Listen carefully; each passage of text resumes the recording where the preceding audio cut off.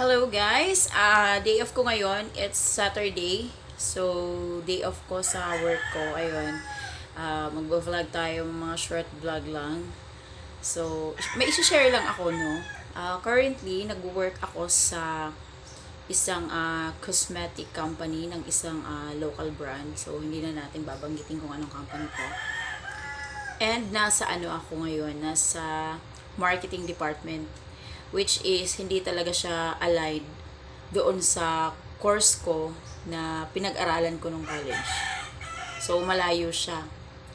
Pero, sa marketing department, dito ko nakita na, ayan, kung paano nila patakbuhin yung yung kumpanya, kung paano kumita.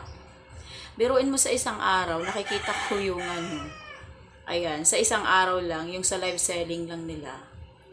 Minsan, umaabot ng, hindi na natin sasabihin kung ilang digit, pero, bigla kong naisip na, what if pala kung nag-business din ako, tapos ganun din yung ganun din yung strategy ko, tapos ganun din yung kita ko, sarili ko pa yung oras ko, wala akong boss, parang ganun. So, nung napunta ako sa marketing department, parang naisip ko bigla na, ayan, swerte ko pala kasi napunta ako dito.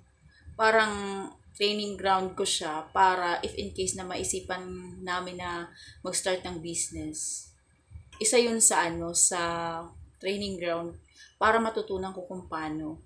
Kasi nakita ko talaga sa isang araw, biruin mo yung kinikita, ganito, ganyan. Tapos, bigla naisip ko, what if pala kung may business ako?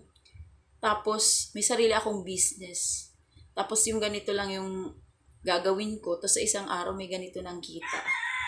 Wala, napaisip talaga ako kasi iba kasi yung iba kasi yung talagang nag-work ka compare dun sa nagbi-business ka.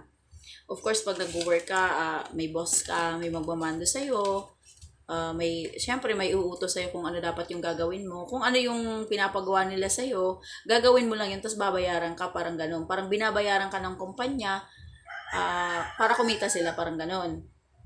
Pero pag may business ka, ikaw yung gumagawa ng trabaho, pero at the same time, ginagawa mo yung marketing strategy na pwede mong gawin, tapos sa'yo pa rin yung kita.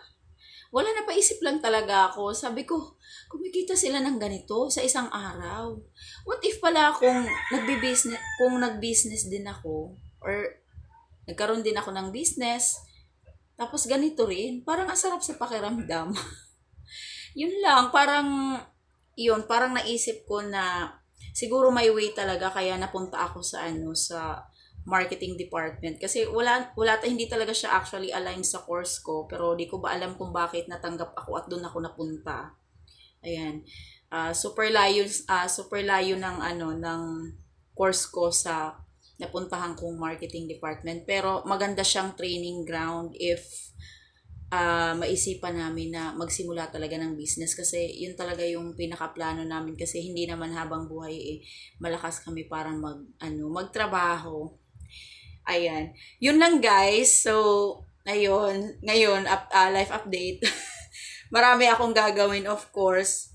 Ayun, maglalaba, maglilinis dito, maglilinis ng electric fan. Pero antok pa ako, matutulog ako siguro maya-maya. Mga 12, ayan, matutulog ako hanggang 12, then gigising ako, kakain, tapos doon ako magsisimulang gawin yung mga gagawin ko. Siyempre, pahinga din minsan.